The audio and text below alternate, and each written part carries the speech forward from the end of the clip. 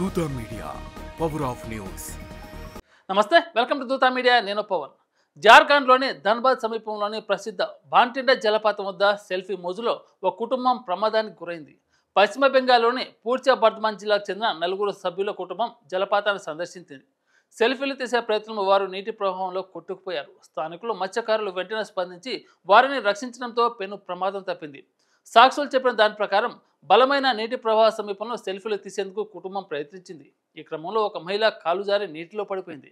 ఆమెను కాపాడేందుకు ఆమె భర్త, కొడుకు, కూతురు నీటిలోకి దూకారు. అయితే ప్రవాహం వల్ల నలుగురు మునిగిపోయారు.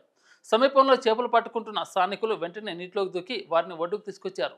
ఈ సంఘటన స్థానికంగా తీవ్ర కలకలం రేపింది. భటిండా జలపాతంలో గతంలో కూడా సెల్ఫీల వల్ల ప్రమాదాలు జరిగాయి. 2024 ఆగస్టులో ముగ్గురు వ్యక్తులు సెల్ఫీ తీస్తూ నీటిలో కొట్టుకుపోగా స్థానికులు వారిని రక్షించారు.